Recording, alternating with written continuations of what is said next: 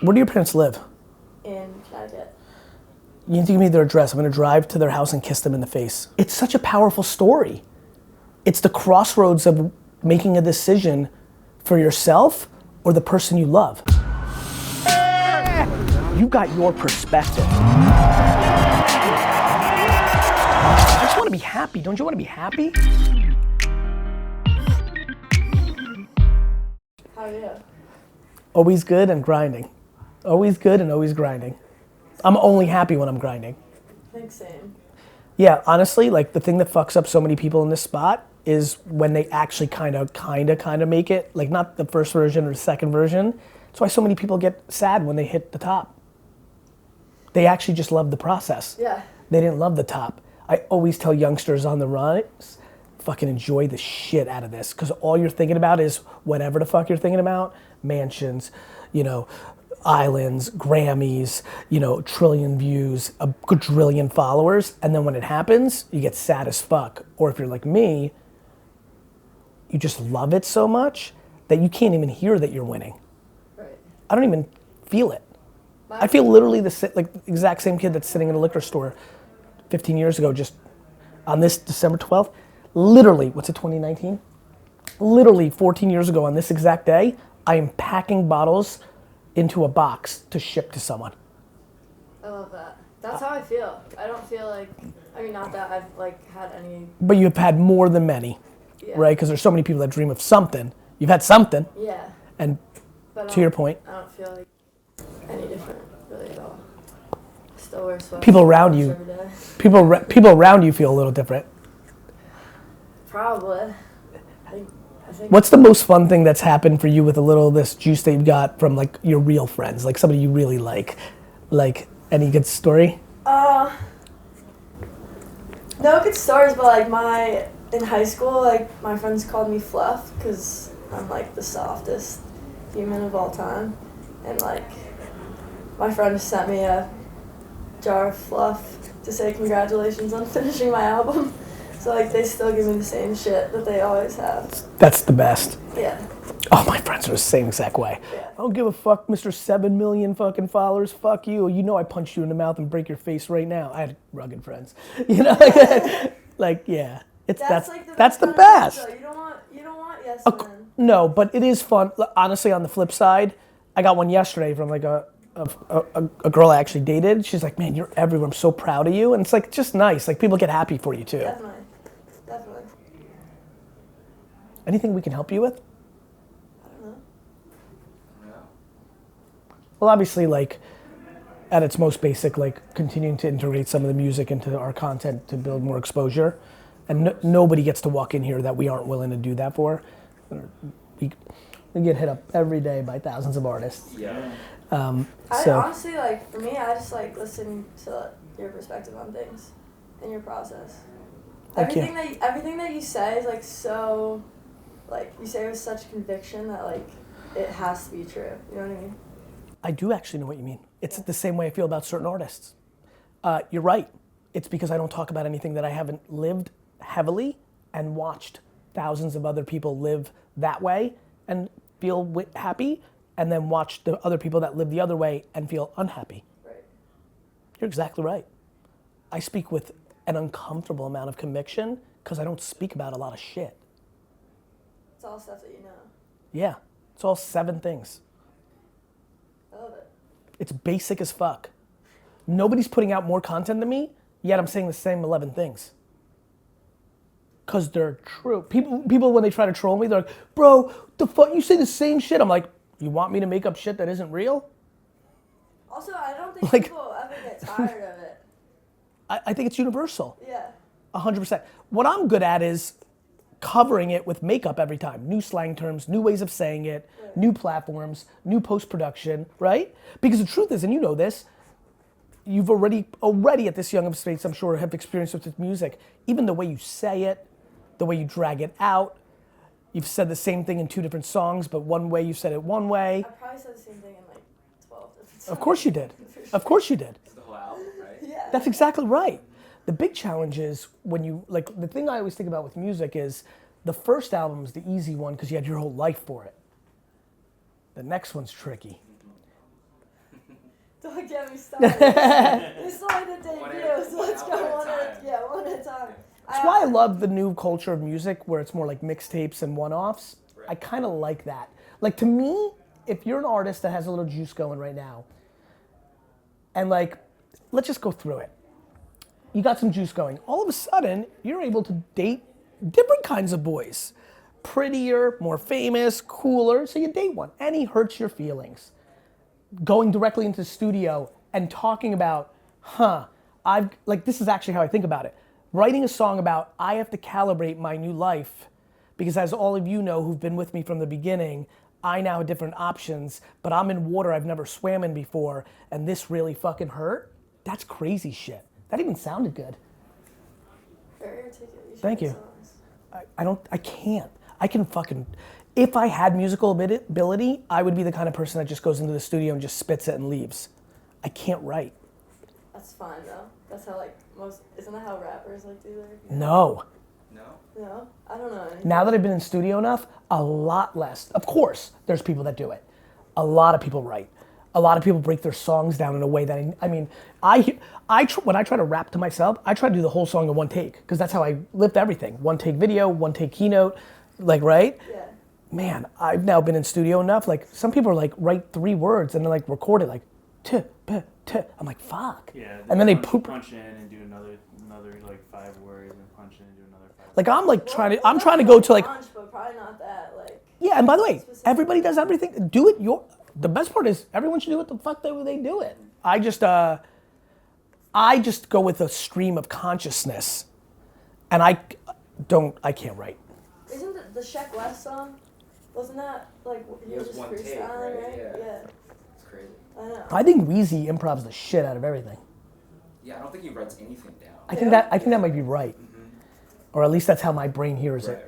Right. And so what next? Who do you want to do something with? Give me 4 people that you'd totally fucking do a collab with right now, Well, that's or 1 or 17. okay. I'm just curious of what's going on in your brain right now. I would love to work with Dan and Shay, which I know is probably unexpected, but I think they're just the coolest country artists. That's awesome. Yeah. People love them. I'm obsessed with them. That's cool. Why? Because I really don't listen to that genre of music that much, but I know, all I do is watch what people like, Yeah. so I know, but I don't know why. Their voices are phenomenal, Beautiful. So phenomenal. And I also just love, the songs aren't trying to be, Complicated? for me, it's they're not trying to, fit into, the country genre. I they're see. fine overlapping with pop. And They're just doing what they're doing. Yeah, and, Love that. instrumentally, they kind of bring it back to, feeling like a country song. Okay? But Who else? I love them. Post Malone in my wildest dreams.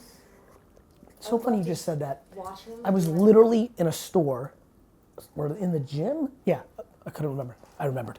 I was in the gym on Sunday.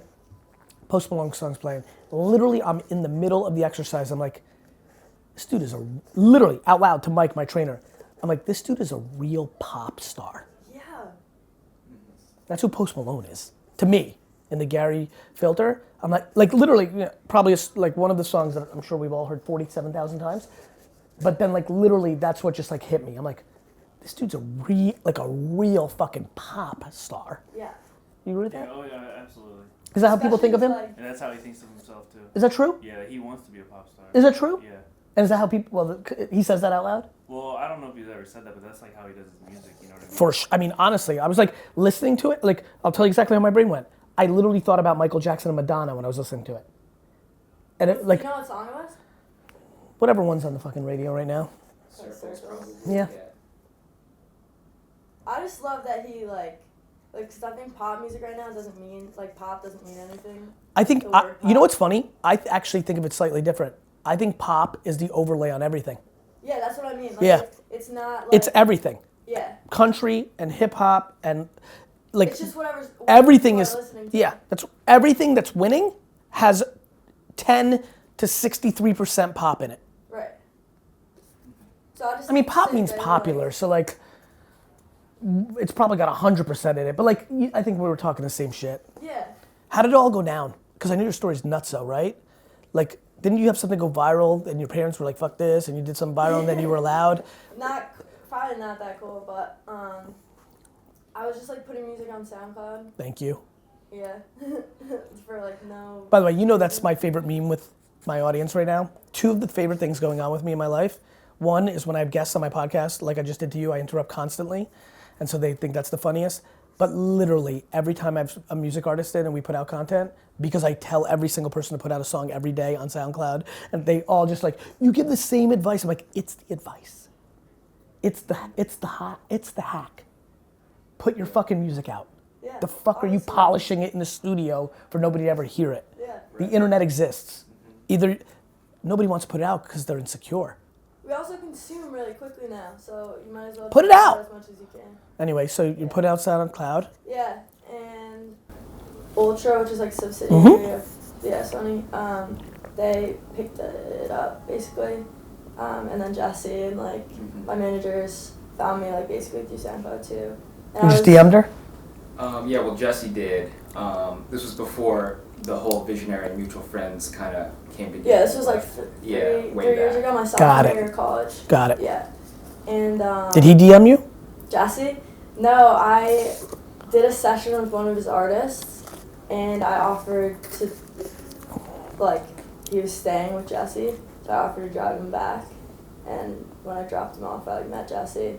Jesse like strolled down in like a snapback and like basketball shorts. I was like, this kid's a loser. And now he manages me. Good. He was like, yeah, what's like your deal with like management? And I was like, you're wearing like winged Adidas sandals. Like, it's not you. And then? And then it was him. He was just really passionate about it all. And basically, like, Quit 92 went on tour, and they offered me the support slot. And it was kind of like the first time my parents were like, you should leave school. Like, you have like tangible reason to drop out. Because you'd been chirping at that point.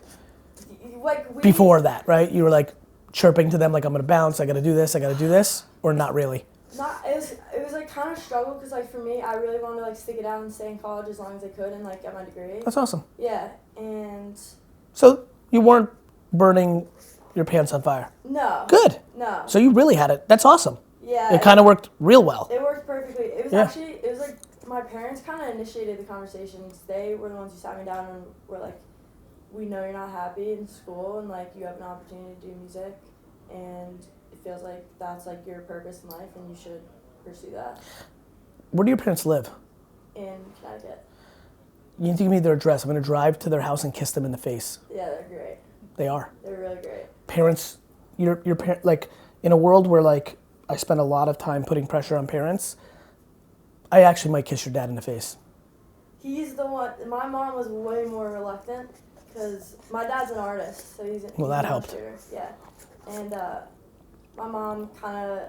She was kind of going with the whole, but it's only another year and a half. Why not? Yeah, she cried and was like, "Can't you just get your degree and then do it?" And my dad was like, "The writing's on the wall. Like I think God is telling you."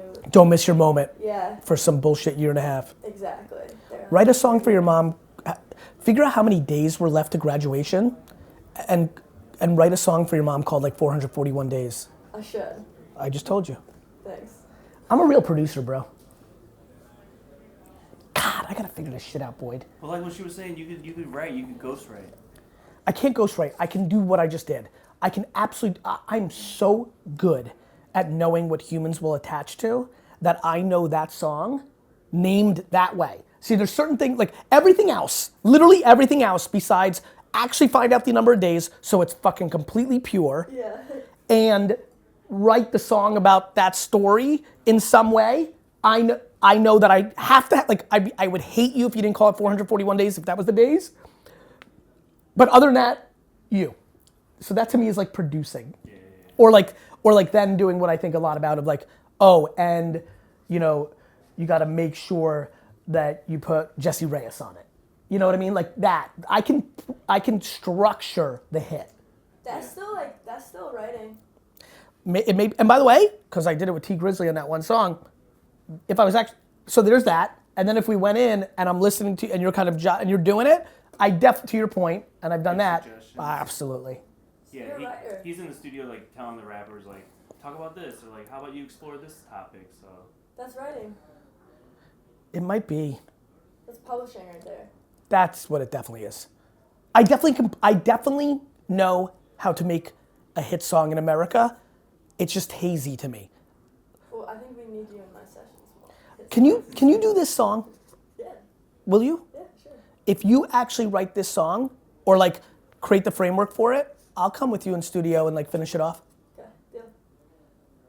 Great. I gotta start my second album somehow, so. Or let's do a one-off. That's Just it. put it out.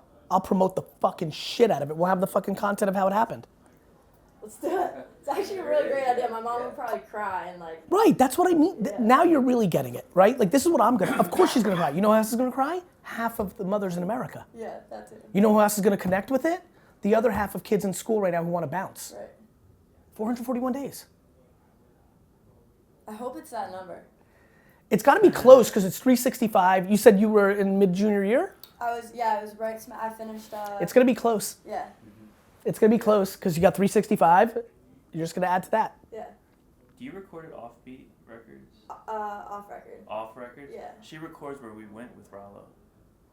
Oh, is that true? Yeah. That place? The same place, the same room. Wait a minute, the same, The A where, room? where, Oh, yeah. wait a minute, you mean not only with Rallo, The everyone whole was there. thing, Yeah. That was where the Grizzly and Yeah, Tierra Whack yes, song happened. Tierra That's Whack where Tabby Grizzly. is all the time. Yep. Let's go. I'm gonna get somebody to do the, do you want somebody to rap on it? Probably not. Respect. Yeah. I love you for that answer, by the way. Let's go. Cool. 441 days. I'm down. Maybe like an acoustic ballad for my mom. Whatever the fuck you want. Yeah. I just want the structure of it. It's such a powerful story. It's the crossroads of making a decision for yourself or the person you love. Definitely. It's the ultimate struggle for almost everybody right now. Definitely. I just think like I had a very unique circumstance with how like flexible my parents were. with everything. So then overlay gratitude. Yeah. Like talk to them. Like on the second half of the song, talk about like, look, I'm in the 4% of people that are lucky enough to have those parents. And for all of you that don't, in the 96, like, you gotta really think about this. Yeah. It's probably less than 4%, honestly. Right. Like my parents are like so. Like the whole notion of back to writing now, actually, but like the whole like, they made it easy for me, but acknowledging to them that they don't have it that good, this song will destroy. And then talking to the parents, like if there's a reference, like this is how I think about shit. Like if there's a moment where your mom has said to you that she's happy you bounced, yet? Has that happened yet? All the time, I'm like, I feel so weird that I don't have a college degree. Fuck a college degree. Oh, I just grew up in an area that's. I know very- Connecticut. Yeah, like, Fuck them. I know, and my mom. You know what's better than a college degree? My career, probably. Being fucking happy. Yeah, that too. Let me save you a lot of time of a lot of Connecticut suburb people that got a college degree at fucking Yale. They're fucking miserable. I know. Okay, so the fuck are we talking about I here? don't know, and she's always like, my mom has the same answer. She's like, why do you care? Which is funny because she's the one who so adamantly wanted me to get a degree, and now she's. Do you like, remember the why do you moment where care? she said something? For The first time after her anxiety of it, even if it was lightweight? I think probably even after I made the decision, I was just like, this is kind of weird. Not going back to school, like not. Be seeing your friends, living it. Yeah, and my She- parents were just like, it's not weird. Like you're doing. I love what it. you should be doing. All right. Just made a #1 hit. You're welcome, America. You're welcome, America. I really think it's a powerful story. I think it's one that a lot of people will resonate with. Thank you. Both who are 18 and who are 49. Well, I think it's like. It's a universal story. Yeah, it's so applicable like to both sides because I think it shows parents like. I mean, there's definitely people in the world who should definitely stay in school and like. An uncomfortable amount. Yeah, should not. But be in parents' school, job but- is to not make their kids do things that make parents feel good. They need to do things that make their kids feel good. Yeah. You know how many parents don't let their kids quit school because they'll be embarrassed what the other parents think? Yeah. I do too. It's like weird. It's weird because like, I just had no experience with that firsthand. Like. Oh, that's why this song needs to have an overlay of gratitude. Yeah. You know what? If you think about this song, it sounds like for that one kid that hears it, that then jumps, that's who it's for. Actually, I would argue it's for the 4% of the world that looks like you and me, or less, that may hear it and just might actually call their parents and say thank you for the first time ever, and that will change that relationship forever. Yeah. That's cool. That is cool. Imagine hearing that and then like hanging up, like hearing it and then grabbing your phone and just calling, being like, Dad, I've never said this, like cliche 24-year-old, Dad, just thank you. Probably more than 4% because it's like not even just about music too. It's about like Everything, people who wanna do anything. of course. Yeah. All right, I gotta bounce. Cool. Cool, sorry, it was so abrupt.